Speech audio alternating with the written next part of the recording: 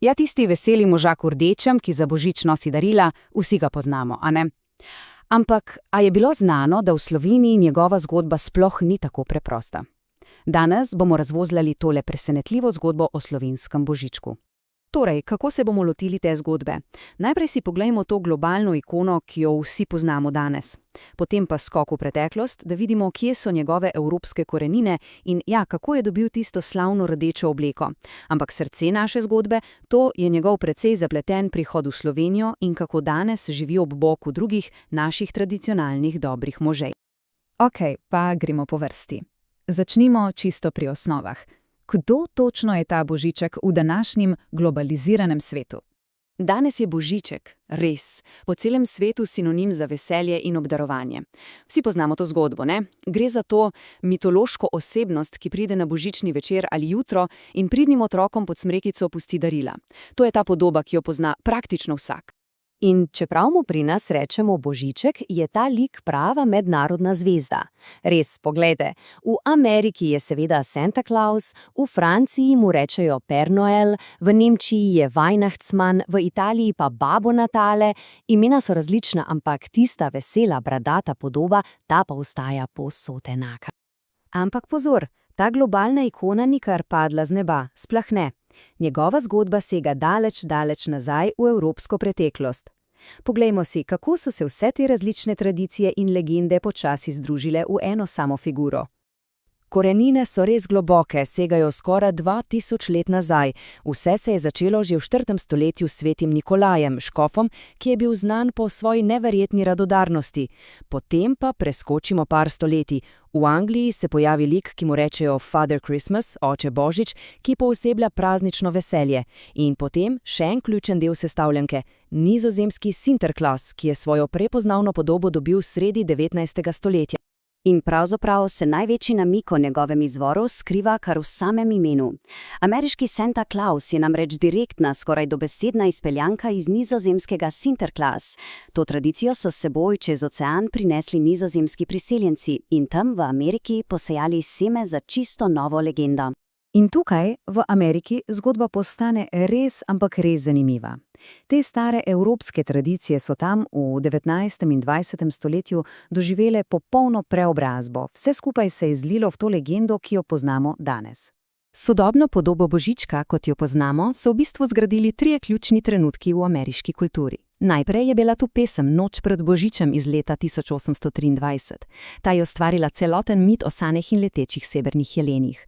Potem, skoraj 100 let kasneje, je prišla ena slavna oglasna kampanja, ki je standardizirala njegov videz. In za piko na i, pesmica o jelenčku Rudolfu, ta ga je dokončno zacementirala kot pop kulturno zvezdo. In če se kdo sprašuje, odkot točno ta ikonična rdeče-bela obleka, no, odgovor je kar malo presenetljiv. Sicer so že prej obstajale neke upodobitve v rdečem, ampak tista podoba, ki jo pozna cel svet, je bila standardizirana šele leta 1931. In to za oglasno kampanjo Coca-Cole. Umetnik Haddon Sundblom je tisti, ki je ustvaril to podobo in jo ponesel po vsem svetu.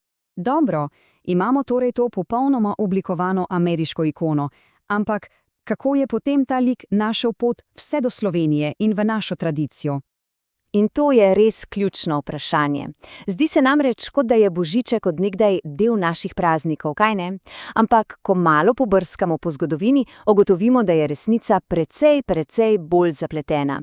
In kje najdemo odgovor? Recimo, v arhivih. Tale citat iz otroške revije Ciciban iz leta 1949 pove vse. Poslušajte. A nekdanji je božiček ves drugačen bil možiček. To je črno na belem dokaz, da se je ime božiček pri nas nekoč nanašalo na nekoga povsem drugega.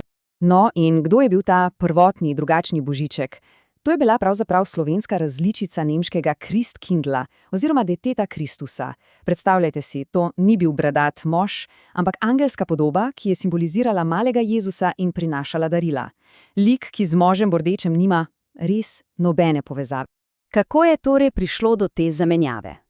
No, odgovor tiči v politiki 20. stoletja. V času socializma so bili verski prazniki, kot je Božič, potisnjeni v zasebnost, stran od javnosti.